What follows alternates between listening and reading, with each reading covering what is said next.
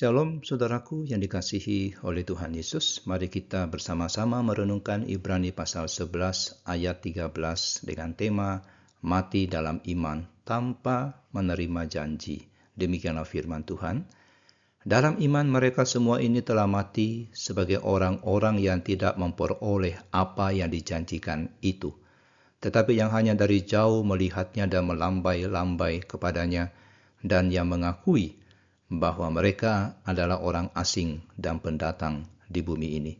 Ini ayat yang menantang konsep iman modern. Habel, Henoh, Nuh, Abraham, Sarah. Mereka semuanya mati tanpa menerima pemenuhan janji. Tapi kematian mereka bukan kegagalan iman, melainkan mahkotanya. Mati dalam iman. Bukan berarti iman mereka mati, tapi mereka mati sambil tetap beriman.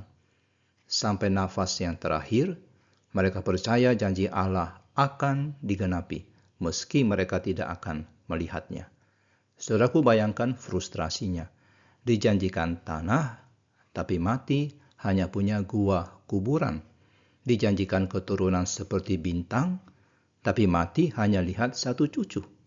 Tapi mereka tidak kecewa, mereka tidak marah kepada Allah. Mereka melihat dari jauh dan melambai-lambai. Seperti pelaut yang melihat daratan di horizon. Mereka melambaikan tangan dengan sukacita, meski tahu mereka tidak akan mendarat. Visi iman mereka menembus waktu dan ruang. Pengakuan mereka sangat powerful.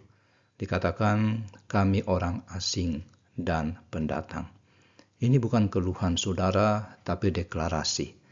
Mereka menolak asimilasi total dengan dunia karena mereka tahu mereka punya kewarganegaraan yang lain. Saudara, kita hidup di zaman yang instan. Mau segalanya cepat dan sekarang. Tapi iman sejati bersedia menunggu, bahkan sampai melewati kematian. Iman sejati percaya Allah akan menepati janjinya meski kita tidak akan melihatnya. Mungkin saudara berdoa untuk kesembuhan yang belum datang, perubahan yang belum terjadi, mujizat yang belum nampak.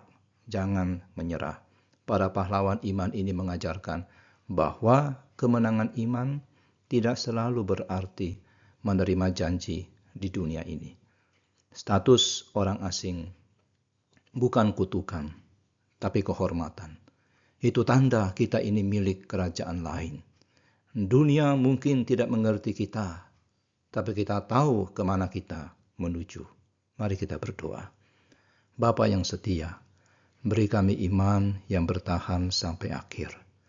Meski kami tidak melihat semua janji-Mu terwujud, bantu kami melambaikan tangan dengan sukacita pada janji-Mu yang masih jauh.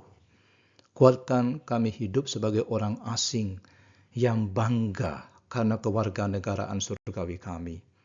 Terima kasih karena janji-Mu pasti, meski pemenuhannya melampaui hidup kami. Di dalam nama Tuhan Yesus kami berdoa. Amin.